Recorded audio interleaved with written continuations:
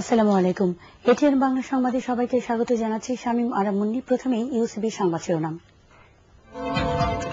নরসিংদীতে truck police ভ্যানের মুখোমুখি সংঘর্ষে বেলাবো থানার 2 ওসি সহ 9 পুলিশ নিহত, গুরুতর আহত একজন।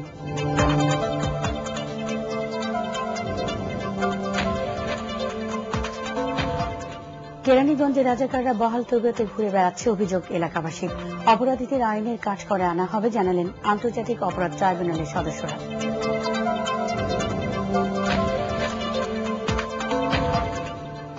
পৌর নির্বাচনে জয়ী হলেও শৃঙ্খলা ভঙ্গের দায়ে বিদ্রোহীদের বিরুদ্ধে সাংগঠনিক ব্যবস্থা নেবে আওয়ামী লীগ।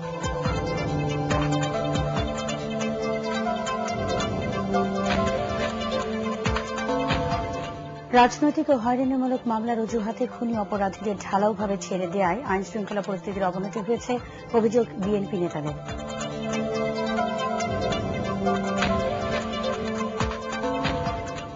এবং আইন অমান্যকারী রিক্রুটিং এজেন্সির বিরুদ্ধে কঠোর ব্যবস্থা নেওয়ার ঘোষণা আইনমন্ত্রীর। নিরাপদ অভিবাসন নিশ্চিত করতে মানবাধিকার কমিশনের চেয়ারম্যানের তাগিদ। শুনছিলেন শিরোনাম। সংবাদ এছাড়াও থাকছে মহাদেশ সরকারের 2 বছর পূর্তি উপলক্ষে ধারাবাহিক বিশেষ আয়োজন, দিন বদলের কথায় ক্রীড়াঙ্গনে সাফল্য ব্যর্থতা নিয়ে রিপোর্ট।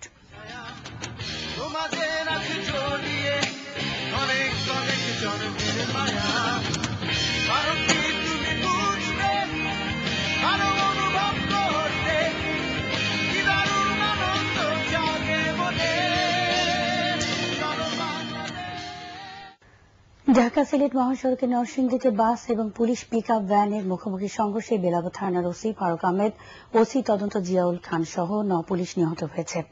গুরুতর আহত একজনকে সিএমএইচে ভর্তি করা হয়েছে। এদিকে এই দুর্ঘটনায় নিহত পুলিশ সদস্যদের পরিবারের প্রতি শোক ও সমবেদনা জানিয়েছেন প্রধানমন্ত্রী শেখ হাসিনা।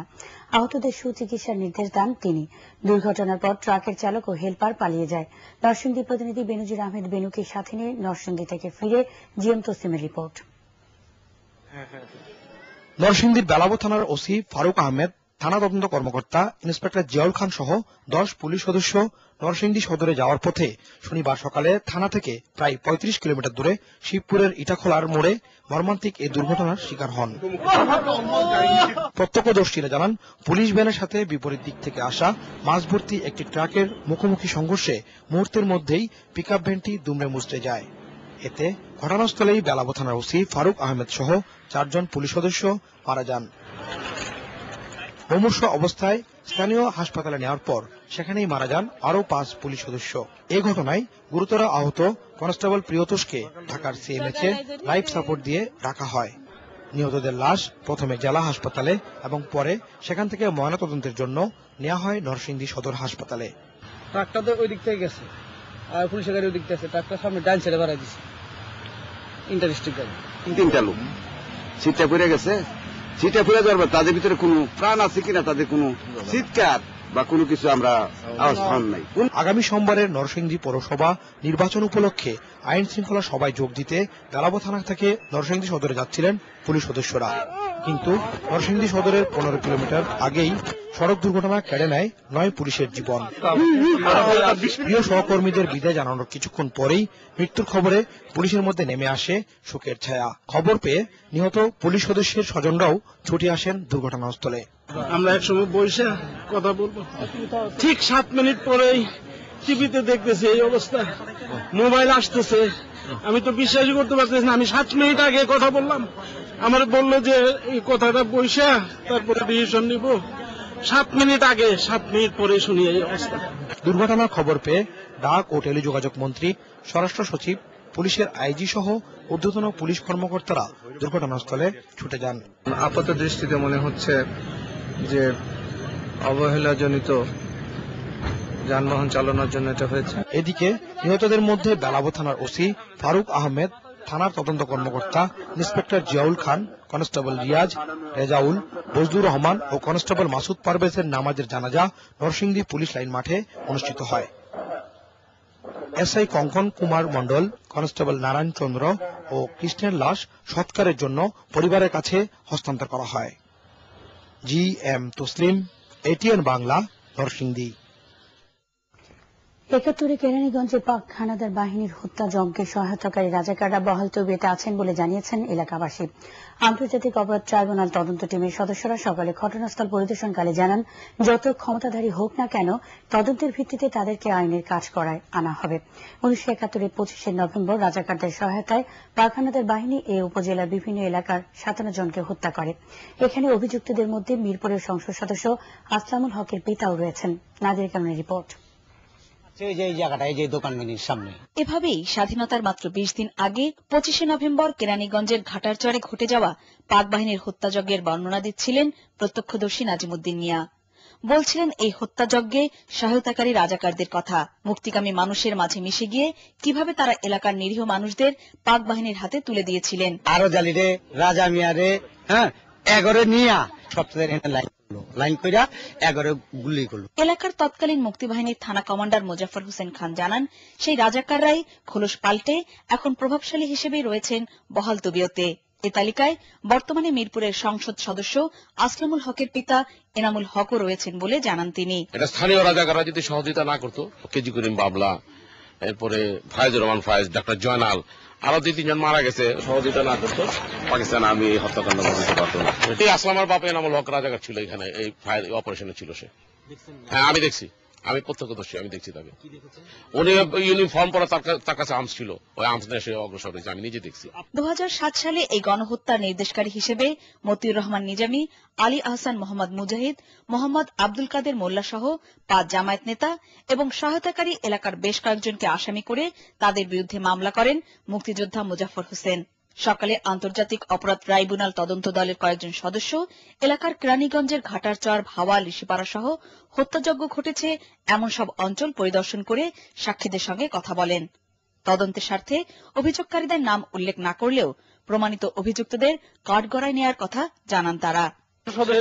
বড় পাওয়ারফুলই হোক না কেন, ইনশাল্লাহ এদেশে তাদের বিচার হবেই। সে যত বড় শক্তিশালী হোক না কেন, যত পাওয়ারফুলই হোক না কেন।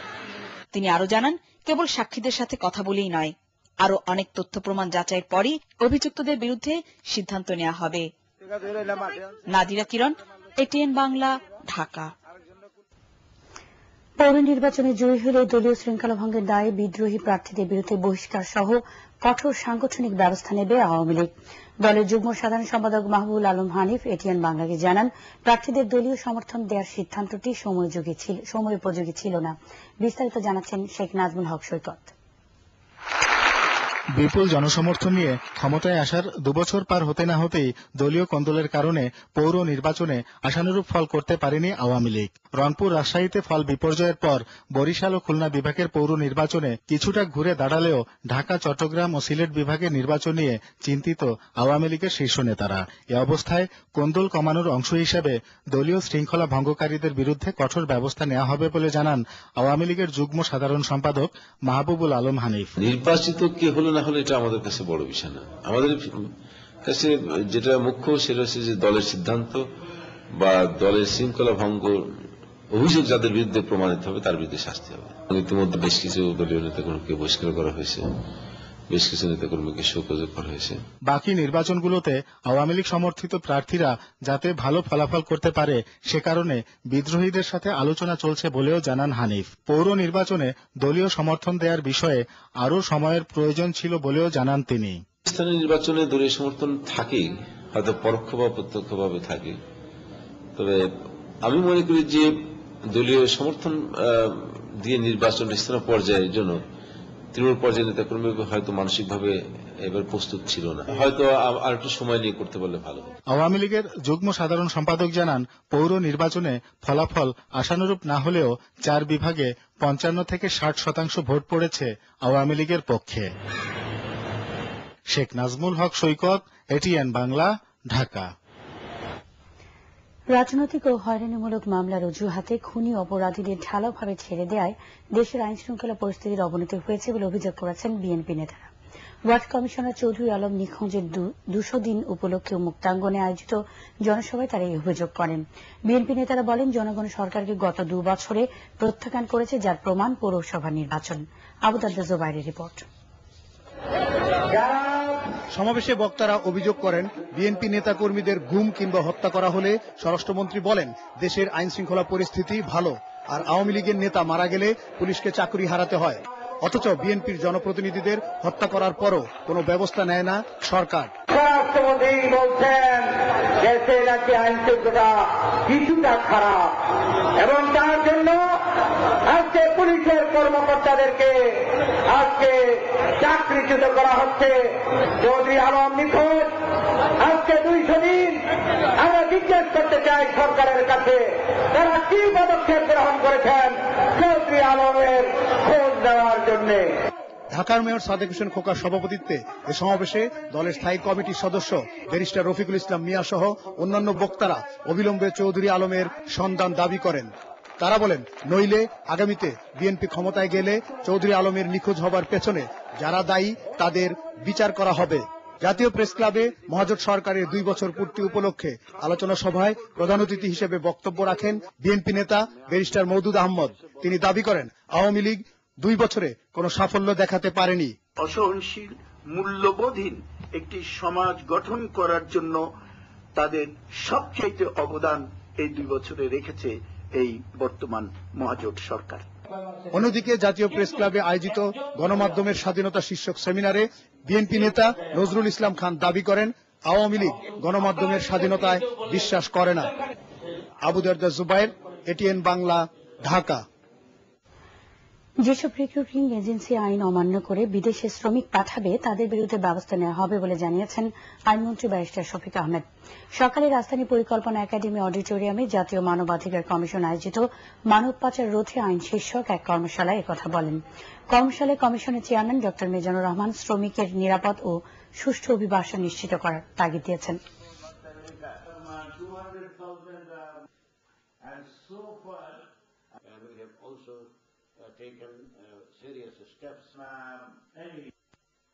জন্য ভাগ্যের অন্বেষণে বিদেশে যাচ্ছে, তারা যে নানান ভাবে হেনস্থ হচ্ছে, বিশেষ করে রিক্রুটিং এজেন্ট যারা নিয়ে যাচ্ছে, তাদের ওখানকার যাওয়ার পরে সঠিক কাজ দিচ্ছে না, নানান ভাবে তাদেরকে অত্যন্ত নিম্নমানের কাজ দিচ্ছে এবং মানবাধিকার লঙ্ঘিত হয় এমন কাজ করাচ্ছে। সে আইনের মাধ্যমে যদি দেখা যায় যে তারা আইন ভঙ্গ করে কাউকে বিদেশে নিয়ে গেছে বা হেনস্থ করছে, তাহলে তাদের বিরুদ্ধে আইন অনুযায়ী ব্যবস্থা গ্রহণ করা হবে। এবার মহাজোট সরকারের 2 বছর পূর্তি উপলক্ষে আমাদের ধারাবাহিক বিশেষ আয়োজন দিন বদলের কথা।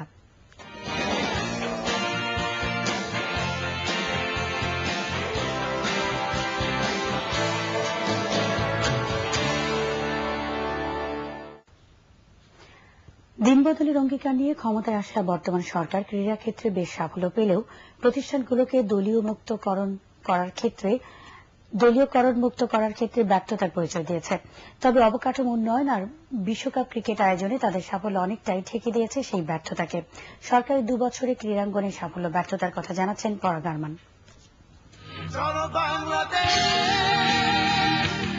ক্রীড়াঙ্গনে বর্তমান সরকারের 2 বছরের সাফল্য যা এসেছে তার প্রায় সবই ক্রিকেট থেকে। পুরো সময়টাতেই ছিল ক্রিকেটের জয় জয়কার।